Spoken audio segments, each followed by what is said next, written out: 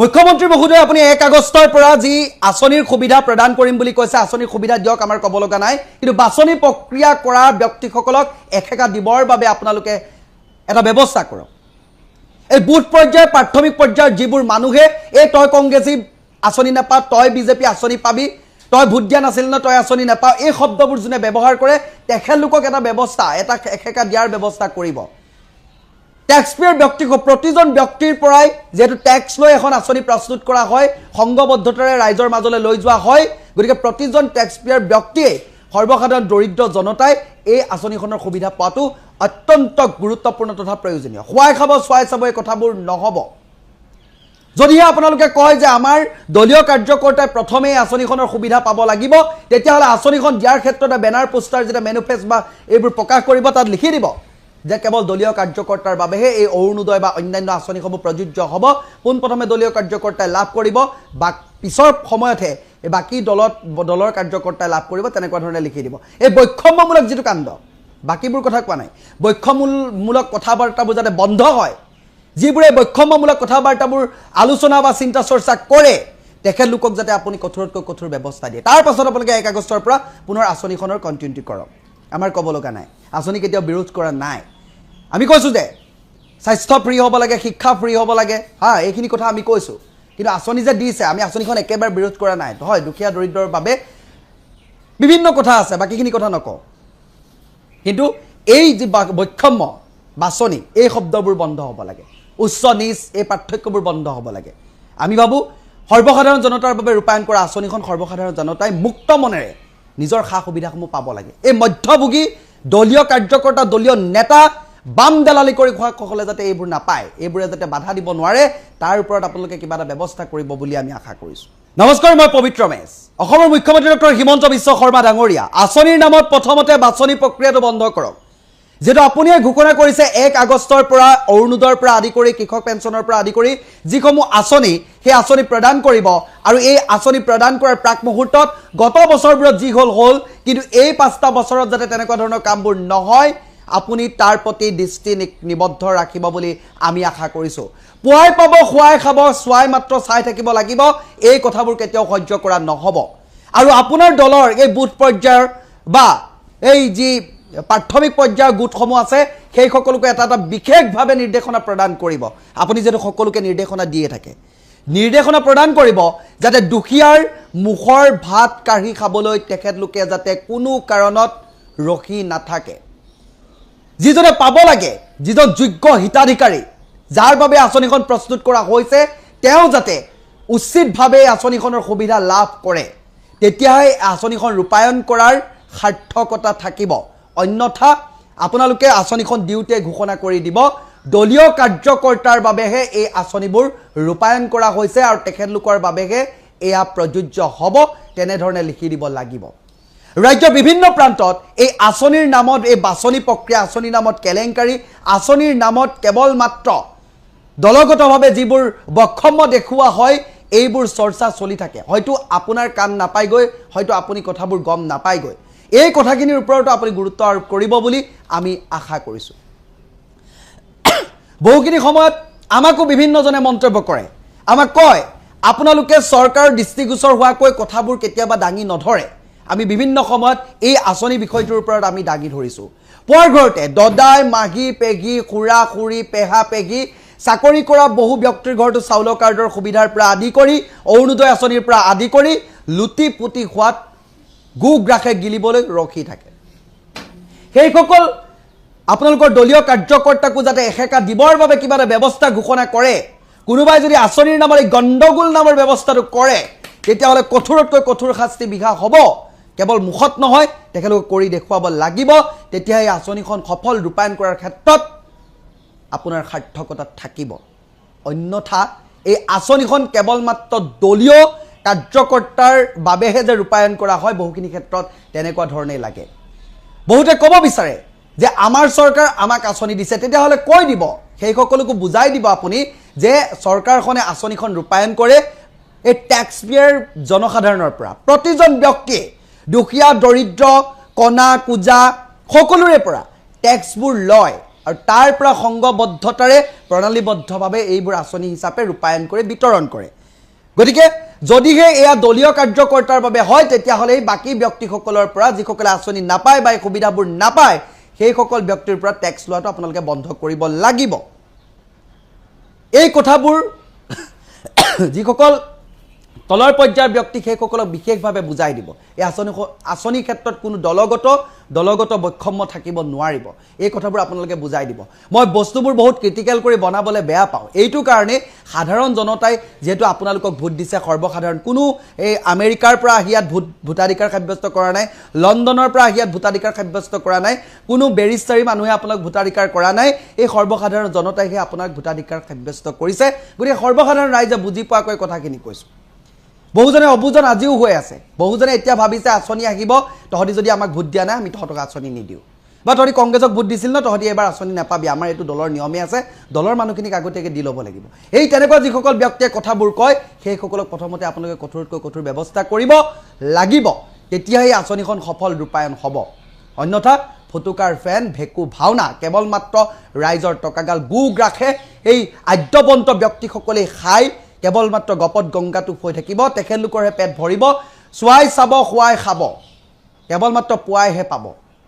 এই আঁচনিৰ এই যিটো ব্যৱস্থা এইখিনিৰ পৰা আপোনালোকে এই মানুহখিনিক অন্ততঃ একেকা দিব বুলি আমি আশা কৰিছোঁ এইবাৰ আমি তথ্য সমৃদ্ধভাৱে আপোনালোকৰ মাজলৈ লৈ আহিবলৈ চেষ্টা কৰিম ক'ত কেনেকৈ এই আঁচনিৰ নামত কেনেকুৱা ধৰণৰ কেলেংকাৰীবোৰ কেনেকুৱা ধৰণৰ কথাবাৰ্তাবোৰ চলি থাকে এই বস্তুবোৰ আপোনাক দেখুৱাবলৈ চেষ্টা কৰিম আপুনি কেৱল মাত্ৰ চাই নথব এইসকলৰ ওপৰত এটা ব্যৱস্থা কৰিব যদি আপুনি এই ব্যৱস্থাবোৰ কৰিব পাৰে তেতিয়া আপোনাৰ ওপৰত মানুহৰ আস্থা আৰু বিশ্বাসটো আৰু দুগুণে বৃদ্ধি পাব গতিকে এই কথাখিনিৰ ওপৰত গুৰুত্ব আৰোপ কৰিব বুলি আমি আশা ৰাখিছোঁ আপোনাৰে এটা মন্তব্য যে 1 আগষ্টৰ পৰা যিসকল ব্যক্তিয়ে আঁচনিৰ সুবিধা লাভ কৰি আছিলে তেখেতলোকে পুনৰ এই আঁচনিৰ সুবিধা পাব বুলি ঘোষণা কৰিছে আঁচনিখন দিয়াৰ পূৰ্বে আপোনালোকে এটা বিশেষ ঘোষণা কৰিব যাতে এই আঁচনিখনৰ ক্ষেত্ৰত সকলোকে সমান দৃষ্টিৰে চোৱা হয় কাৰণ শপত গ্ৰহণৰ সময়তো আপোনালোকে কৈছে কোনো ধৰণৰ আমি বৈষম্যমূলক নহয় সকলোকে সমান দৃষ্টিৰে দুখীয়া ধনী সকলোকে আমি একেই আইনৰ ধাৰাৰে আইনৰ দৃষ্টিৰে আমি চাম অধ্যক্ষ মহোদয় আজি সন্মানীয় চৰকাৰী পক্ষৰ সদস্যসকলৰ অত্যাধিক শব্দটোৰ বাহিৰে আন একো শব্দৰ মাজতে সাদৃশ্যতা দেখিবলৈ পোৱা নগ'ল মানে অধ্যক্ষ মহোদয় আজি সদনত উত্থাপন কৰা বিধেয়কখনৰ অত্যাধিক শব্দটো এইবাবে উল্লেখ কৰা হৈছে কিয়নো কল্যাণমূলক আঁচনিৰ মূল লক্ষ্যই হৈছে দীৰ্ঘম্যাদী উন্নয়ন সাধন কৰা অৰ্থাৎ মাননীয় অধ্যক্ষ মহোদয় কল্যাণমূলক আঁচনিয়ে পৰ্যায়ক্ৰমেহে কোনো এটা সমস্যাৰ সমাধান কৰে আৰু এই পৰ্যায়ক্ৰমে সমাধান কৰা অৰ্থাৎ দীৰ্ঘ উন্নয়নৰ দীৰ্ঘম্যাদী সময়ৰ ধাৰণাটো বুজাবৰ কাৰণেহে আজি সদনত অত্যাধিক শব্দটো ব্যৱহাৰ কৰা হৈছে মাননীয় অধ্যক্ষ মহোদয় ইয়াৰ উপৰিও আজি সন্মানীয় চৰকাৰী পক্ষৰ এগৰাকী সদস্যই অত্যাধিক কল্যাণমূলক আঁচনি আৰু হিতাধিকাৰী আঁচনিৰ মাজত এটা সম্পৰ্ক থকা বুলি কৈ থৈ গ'ল আন এগৰাকী সদস্যই আকৌ কৈ থৈ গ'ল যে কল্যাণমূলক আঁচনি আৰু হিতাধিকাৰী আঁচনিৰ মাজত আকাশ পাতালৰ পাৰ্থক্য আছে অৰ্থাৎ তেওঁলোক নিজেই স্পষ্ট নহয় যে কল্যাণমূলক আঁচনি কোনখন আৰু হিতাধিকাৰী আঁচনি কোনখন তেনে এটা প্ৰেক্ষাপটত তেওঁলোকক উদ্দেশ্যি ক'বলৈ পালে ভাল পাম যে দেখিছা শুনিছা তথাপিও বুজা নাই ৱাইফাই ঠিকে অন আছে কিন্তু ইণ্টাৰনেটহে অহা নাই নমস্কাৰ মাননীয় অধ্যক্ষ মহোদয় আৰু মহামান্য সদন মাননীয় অধ্যক্ষ মহোদয় আজি সন্মানীয় চৰকাৰী পক্ষৰ এগৰাকী সদস্যই উন্নয়নৰ সম্পূৰ্ণ ধাৰণাটোক কেৱল মাত্ৰ পৰম্পৰাগত উন্নয়নৰ ধাৰণা এটাৰ মাজতে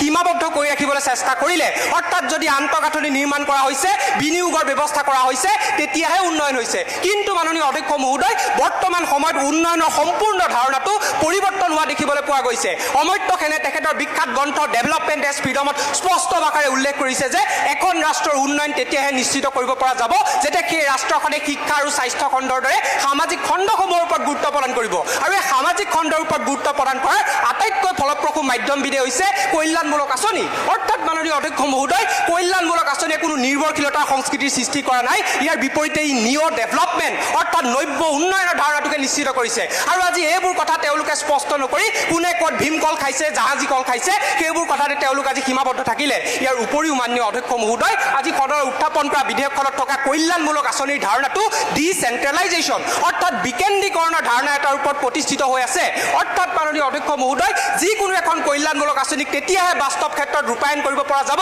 যেতিয়া সেই কল্যাণমূলক আঁচনিখনক স্থানীয় চৰকাৰ অথবা গাঁও পঞ্চায়তে ৰূপায়ণ কৰিব অৰ্থাৎ মাননীয় অধ্যক্ষ মহোদয় কল্যাণমূলক আঁচনিৰে বিকেন্দ্ৰীকৰণৰ যি ধাৰণা এই ধাৰণাটোৱে নিশ্চিত কৰে গণতান্ত্ৰিক প্ৰমূল্যবোধৰ ধাৰণাটোক ইয়াৰ উপৰিও মাননীয় অধ্যক্ষ মহোদয় আজি সন্মানীয় চৰকাৰী পক্ষৰ প্ৰত্যেকগৰাকী সদস্যই সম্পূৰ্ণ নিৰ্ভৰশীলতাৰ সংস্কৃতিৰ ধাৰণাটোক কেৱল মাত্ৰ অৰ্থনৈতিক ক্ষেত্ৰ এখনৰ ভিতৰতে সীমাবদ্ধ কৰি ৰাখিবলৈ চেষ্টা কৰিলে অৰ্থাৎ এগৰাকী ব্যক্তি যদি নিৰ্ভৰশীল হৈছে তেন্তে তেওঁ টকাৰ বাবেই নিৰ্ভৰশীল হৈছে কিন্তু মাননীয় অধ্যক্ষ মহোদয় তেওঁলোকে আজি স্পষ্ট কৰাৰ প্ৰয়োজনীয়তা আছিলে পুৰুষতান্ত্ৰিক সমাজ ব্যৱস্থাৰ ফলস্বৰূপে যে এগৰাকী মহিলা যে পুৰুষৰ ওপৰত নিৰ্ভৰশীল হৈ আহিব লগা হৈছে যাৰ ফলস্বৰূপে যি নিৰ্ভৰশীলতাৰ সংস্কৃতিৰ সৃষ্টি হৈছে সেই নিৰ্ভৰশীলতা সংস্কৃতিৰ সৃষ্টিৰ ক্ষেত্ৰত কল্যাণমূলক আঁচনিৰ দুখ কোনখিনিত তেওঁলোকে আজি স্পষ্ট কৰাৰ প্ৰয়োজনীয়তা আছিলে জাতিগত বৈষম্যতাৰ ফলস্বৰূপে যে ঐতিহাসিকভাৱে দলিত শ্ৰেণীৰ এগৰাকী ব্যক্তি তথাকথিত উচ্চ বৰ্ণৰ শ্ৰেণীৰ লোকৰ ওপৰত নিৰ্ভৰশীল হৈ আহিব লগা হৈছে যাৰ ফলস্বৰূপে যি নিৰ্ভৰশীলতা সংস্কৃতিৰ সৃষ্টি হৈছে সেই নিৰ্ভৰশীলতা সংস্কৃতিৰ সৃষ্টিৰ ক্ষেত্ৰত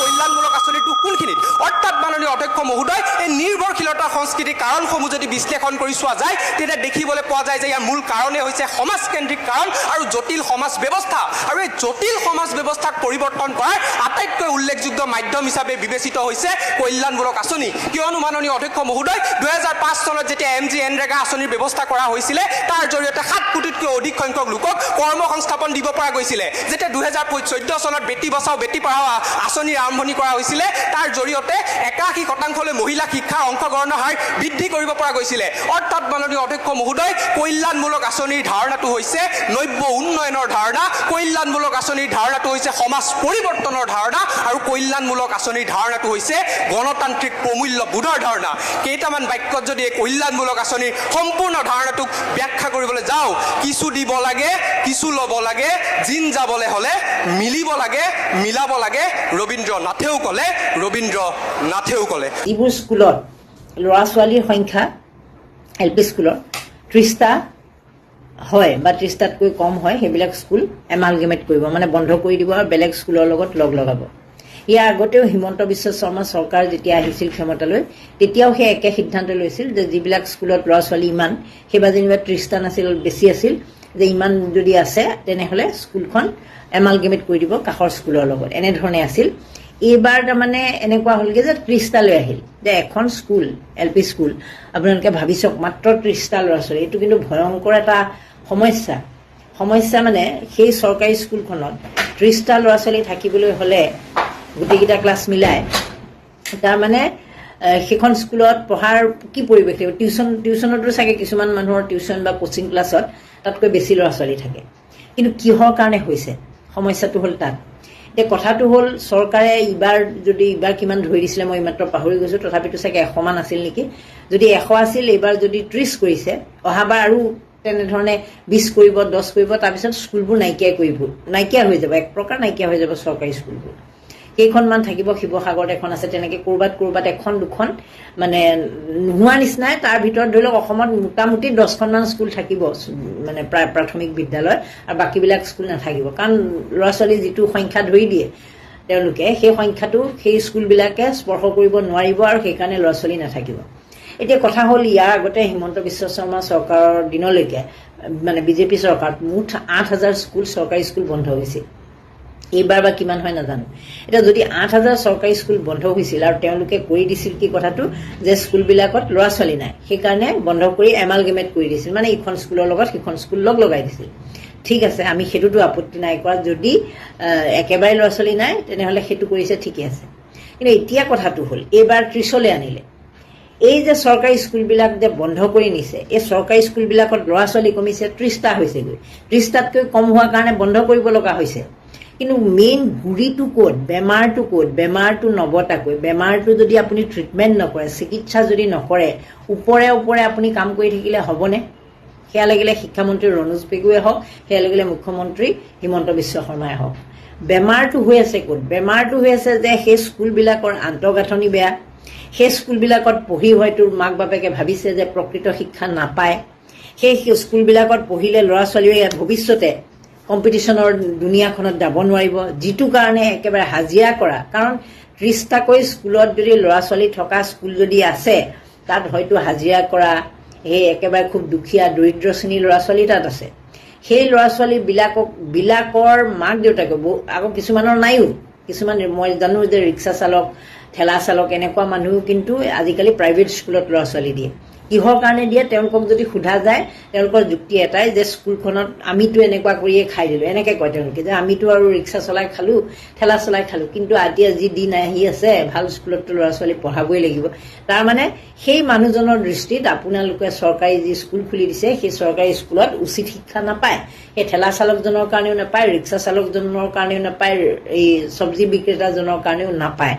যিটো কাৰণে তেওঁলোকে সেই স্কুলখনৰ পৰিৱৰ্তে এখন ব্যক্তিগত মাধ্যমৰ স্কুল বাছি ল'বলগীয়া হৈছে। এতিয়া তেওঁৰ দৃষ্টিত স্কুলখন কিয় বেয়া, মই বহুদিন সুধিছোঁ তেনেকুৱা মানুহক, সুধোতে গম পাইছোঁ যে সেই স্কুলবিলাকত শিক্ষকসকলে, চৰকাৰী যি শিক্ষক আছে সেই শিক্ষকসকলে বেলেগ কামত বেছি সময় দিব লগা হয়, স্কুলত থাকিবলৈ সময় নাপায়।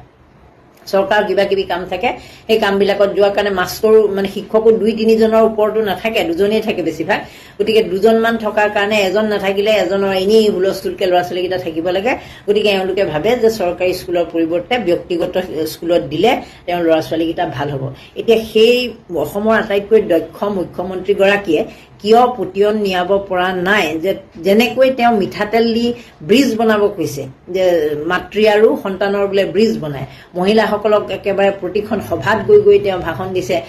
আগতে ইলেকশ্যনৰ আগত যে 100 টকাত আপোনালোকে এইখিনি পাই আছিল, এতিয়া 100 টকাও দিব নালাগে মই যদি পুনৰবাৰ ক্ষমতা থাকোঁ। তেনেহ'লে সেইজন মুখ্যমন্ত্ৰীয়ে কিয় সেই 1250 টকা দিয়া আপোনাৰ 37 লাখ যে মহিলা হিতাধিকাৰী আছে তেওঁলোকক কিয় ক'ব পৰা নাই আপুনি যে নহয় মই এনেকুৱা শিক্ষা ব্যৱস্থা কৰিম, আপোনালোকৰ স্কুলৰ যে গাঁৱৰ যি প্ৰাথমিক বিদ্যালয় আছে তাতেই ল'ৰা ছোৱালী পঢ়াওক আৰু হিন্দী ইংলিছ সকলো ভাষাত সলসলীয়াকৈ ক'ব পৰা এটা পৰিৱেশ মই আনি দিম স্কুলৰ ভিতৰত। তেওঁ যদি স্কুলৰ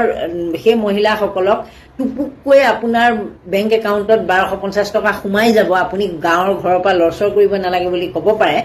সেইজন মানুহে কিয় ক'ব নোৱাৰে যে আপোনাৰ ল'ৰা ছোৱালীক বাকৰি বাই বেলেগত পঢ়াবগৈ নালাগে, আপোনাৰ গাঁৱৰ কাষতে থকা স্কুলখনতে পঢ়ক, মই এনেকুৱা ব্যৱস্থা কৰিম যে আপোনাৰ ল'ৰা ছোৱালীয়ে হিন্দী ইংলিছ যি ভাষা জানিব লাগে সকলো ভাষা সৰুৰ পৰাই জানিব, আৰু যেনেকৈ বেলেগ এখন খুব ব্যক্তিগত মাধ্যমৰ স্কুলত যেনেধৰণে ভাল স্কুল এখনত যেনেধৰণে শিক্ষা দিয়া হয় তেনেধৰণৰ শিক্ষাই পাব, কাৰণ আমি শিক্ষকসকলক দৰমহা দিওঁ। সেই কথাটো কিয় ক'ব পৰা নাই? কাৰণ ব্যক্তিগত মাধ্যমৰ যিসকল শিক্ষক থাকে তেওঁলোকে ইমান দৰমহা নাপায়, তেওঁলোকৰ দৰমহা চৰকাৰী স্কুলৰ শিক্ষকতকৈ বহুত কম। গতিকে সেইসকলক যিহেতু আপোনাৰ চৰকাৰে দৰমহা দি আছে আৰু তেখেতসকলক দৰমহা দিছে ক'ৰ পৰা? আমাৰ কৰকাটলেৰে পইচা দিছে। গতিকে আমাৰ কৰকাটলেৰে পইচা দিয়া সেই মানুহসকলক কিয় আপুনি এনেকুৱা এটা পৰিৱেশ সৃষ্টি কৰি দিব পৰা নাই যে তেওঁলোকে উন্নত কিছুমান মানৱ সম্পদ সৃষ্টি কৰক সেই গাঁৱৰ স্কুলখনৰ পৰাই? তেওঁলোকক এনেকুৱা অনাৱশ্যক কেৱল আপোনালোকৰ ফুকজুহি ঢাক ঢোল কোবোৱা কামত লগাই থকাৰ কাৰণে, অনাৱশ্যক কামত লগাই থকাৰ কাৰণে এই ধৰণৰ পৰিৱেশ সৃষ্টি হৈছে যে শিক্ষকেও ল'ৰা ছোৱালীক ভাল ধৰণে শিক্ষাদান কৰিব নোৱাৰে, তেওঁলোকেও গুণোৎসৱত গালি খাব লাগে, তেওঁলোকৰ অথচ কোৱালিটি আছিল কিন্তু নোৱাৰাৰ কাৰণে এই ধৰণৰ সমস্যা তেওঁলোকে খুলিও ক'ব নোৱাৰে, আপোনালোকেও নিশ্চিতি দিব নোৱাৰে। সেই আপোনালোকৰতো 126গৰাকী বিধায়কৰ মানে আমাৰ যি 126গৰাকী তাৰ 102গৰাকী এতিয়া আপোনালোকৰ, সেই 102গৰাকীৰ সমষ্টিতেই গৈ পেলাই বিধায়কসকলে কিয় নিশ্চিতি দিব পৰা নাই? বাকী যে একেবাৰে চাউল দাইল হেৰিয়া গোটেইখিনি কথা ক'ব পাৰে, এই কথাটো যিটো মানৱ সম্পদ মানুহৰ লগত জড়িত বিষয়, তেওঁলোকৰ জেনেৰেশ্যন বাই জেনেৰেশ্যন তেওঁলোকৰ সন্তান সন্ততিৰ কথা আছে। গতিকে তেওঁলোকক কিয় আপোনালোকে ক'ব পৰা নাই যে তোমালোকে স্কুলখনত বিনামূলীয়া খাদ্য পাবা, স্কুলখনত বিনামূলীয়া ইউনিফৰ্ম পাবা, বিনামূলীয়া কিতাপ পাবা, তোমালোকে যি স্কুলত বাহিৰা ব্যক্তিগত স্কুলত গাঁৱৰ পৰা দূৰত নি যে পঢ়াবলগীয়া হৈছে, এই 6-7 কিলোমিটাৰ নি টেম্পুত উঠি আমুকত উঠি তামুকত উঠি, তাতকৈ তোমালোকে গাঁৱৰ স্কুলখনত পঢ়োৱা, তাৰ নিচিনাই তাতকৈ বেছি ভাল শিক্ষা পাবা, কাৰণ আমি শিক্ষকসকলক দৰমহা দিওঁ। সেই কামটো আপোনালোকে কিয় কৰিব পৰা নাই? কাৰণ এই শিক্ষকসকলক আপোনালোকে হৰেক ৰকমৰ টাস্ক দিয়া বুলি যে কয়, মানে কাম ইটোৰ ওপৰত সিটো কাম, সিটোৰ ওপৰত সিটো কাম। গতিকে তেওঁলোকেও আৰু মেচিনটো নহয়, মানুহটো আৰু মেচিন নহয়। গতিকে তেওঁলোকে এটা সময়ত যিটো মূল দায়িত্ব তাৰ পৰা ফালৰি কাটিবই লাগিব, কাৰণ তেওঁলোকেও দৰমহাটো পালে বুলিয়ে যে সেই যে আপোনালোকে হৰেক ৰকমৰ কামত যে এই মাটি ভৰোৱা, কলহত মাটি ভৰোৱা, পেলু দৰৱ খুওৱা বা সকলো কামত যে লগাই থয়, তেতিয়াহ'লে তেওঁলোকে পঢ়াবগৈ কেতিয়া? সেইটো হ'ল 1 নম্বৰ কথা। গতিকে সমস্যাটো আপোনালোকে সৃষ্টি কৰিছে। এই যে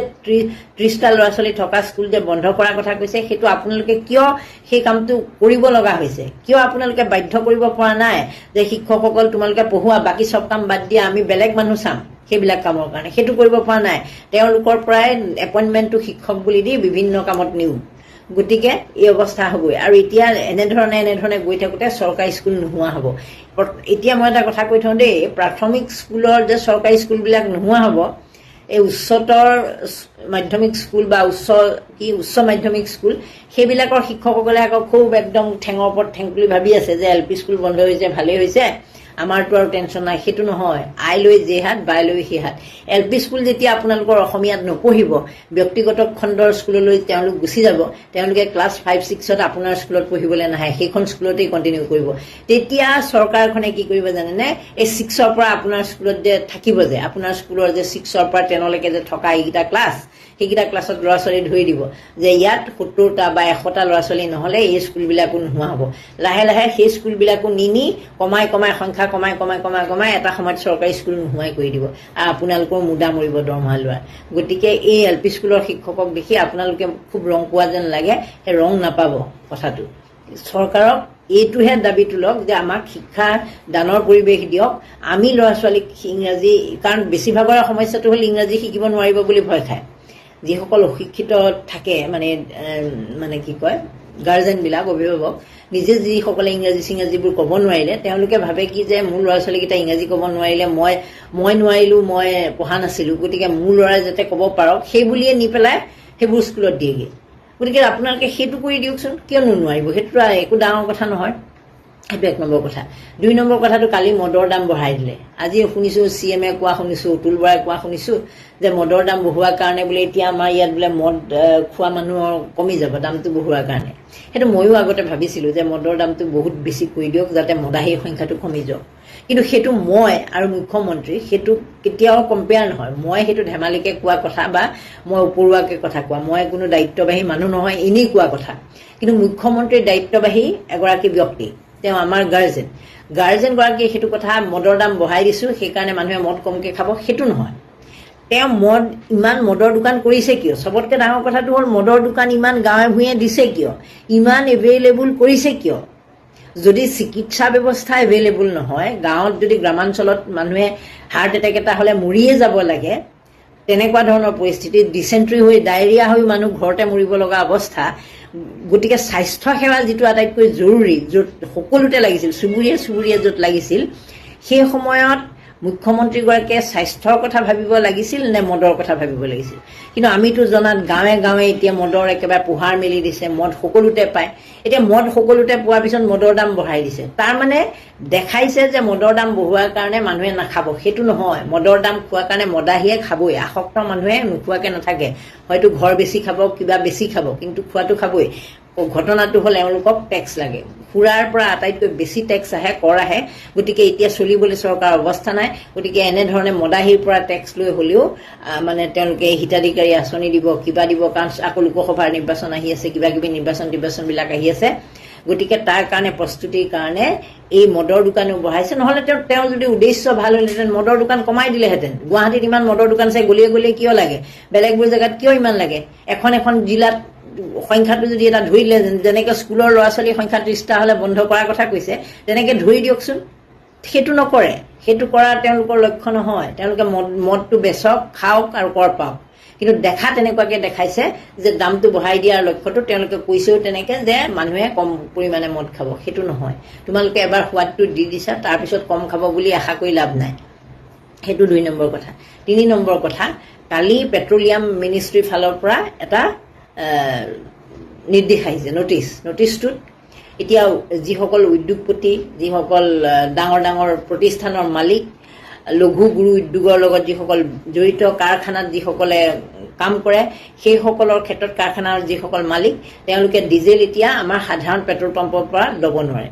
তেওঁলোকে ল'ব লাগিব বাল্ক চিষ্টেমত বাল্ক মানে আমি জানো নহয় বাল্ক চিষ্টেমটো একদম একেলগে বহুতখিনি ল'ব লাগিব মানে আমাৰ খুচুৰা হেৰিয়াৰ পৰা ল'ব নোৱাৰে পেট্ৰল পাম্পৰ পৰা যেতিয়া খুচুৰাৰ পৰা ল'ব নোৱাৰে চৰকাৰে অজুহাতটো দেখাইছে যাতে সাধাৰণ মানুহৰ সমস্যা নহয় সেইকাৰণেহে বোলে তেওঁলোকক ল'বলৈ দিয়া নাই কিন্তু সেইটো নহয় আচল কথাটো হ'ল এই বাল্ক চিষ্টেমত যে তেওঁলোকে ল'ব তাত তেওঁলোকে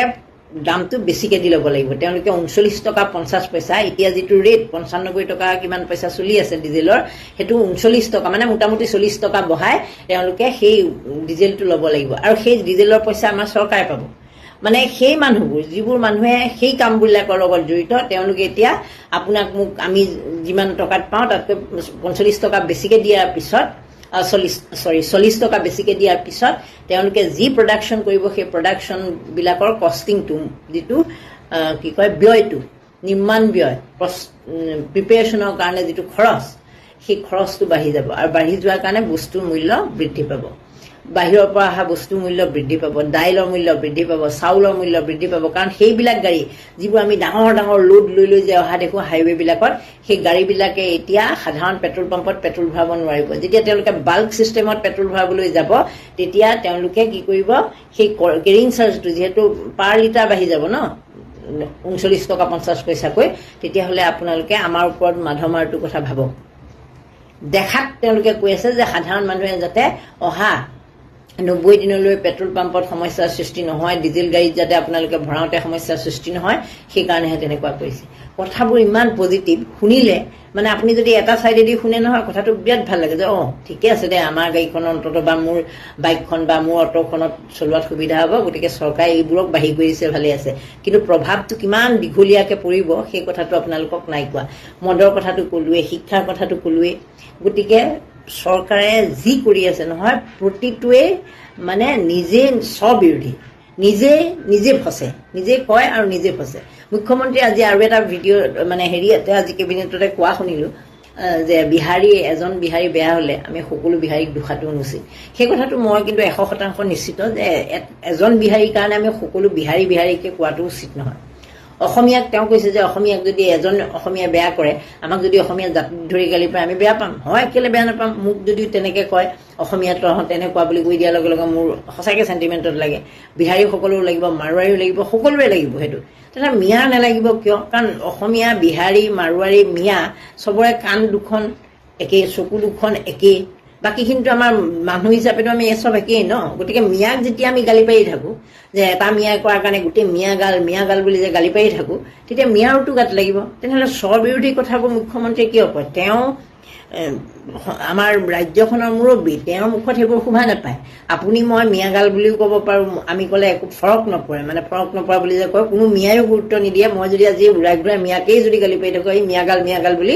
মিয়ায়ো গুৰুত্ব নিদিয়ে কাৰণ কোন মনালিছা গগৈ মিয়াক গালি পাৰিব মনালিছা গগৈ মিয়াক গালি পাৰিনো কৰিব কি এই ধৰণৰ কথাটো মই মাৰোৱাৰীকো যদি গালি পাওঁ কোনেও গুৰুত্ব নিদিয়ে মই গালি পাৰি কি কৰিম গতিকে কথাটো হ'ল যে মুখ্যমন্ত্ৰীয়ে যেতিয়া এটা মন্তব্য কৰে তেতিয়া খুব সেইটো ৰেছপনচিবিলিটি লৈ পেলাই কৰিব লাগে আৰু সেইটোৱে যাতে সমাজত কাৰো ওপৰত কাকো যাতে হাৰ্ট নকৰে কাৰণ ভাৰতীয় সংবিধানত আমি সকলো সমান সকলো ধৰ্মৰ মানুহে যিহেতু সমান গতিকে আমি গালিৰ সপনি পাৰোঁতেও সেই কথাটো চাব লাগে কিন্তু সেইটোতো হোৱা নাই হোৱাৰ বিপৰীতে মুখ্যমন্ত্ৰীয়ে এই ধৰণৰ কথা কৈছে তথাপিতো আকৌ শেষত মই এটা কথা কওঁ মিয়াক গালি পৰা এটা কাৰণো আছে যে অপৰাধীৰ ক্ষেত্ৰত মিয়াৰ সংখ্যাটো বেছি মিয়াৰ সংখ্যাটো আকৌ এই কাৰণে বেছি কাৰণ মিয়াৰ পপুলেশ্যন বেছি কাৰণে তেওঁলোকৰ টনা আজোৰা গোটেইখিনি কথাই তেওঁলোকৰ বেছি হৈ যায় গতিকে অপৰাধী বেছি কাৰণে মানুহে মিয়াৰ ওপৰত টাৰ্গেটটো বেছিকৈ লয় সেইটো এটা কথা আছে কিন্তু শেহতীয়াকৈ তেওঁলোক যথেষ্ট শিক্ষিত হ'বলৈ চেষ্টা কৰিছে আমি দেখিছোঁ সকলো ক্ষেত্ৰতে মানে তেওঁলোকৰ ইনকাম চ'ৰ্চ বাঢ়ি গৈছে ইকনমিক ডেভেলপমেণ্ট হৈছে গতিকে সেইকাৰণে এটা বেলেগ পৰিৱেশলৈ হয়তো ঘপকৈ মিয়াবিলাক গুচি যাব আৰু আমাৰ বাকীসকলৰ তুলনাত আমি বহি খোৱাসকলৰ তুলনাত তেওঁলোকৰ উন্নয়ন বেছি হ'ব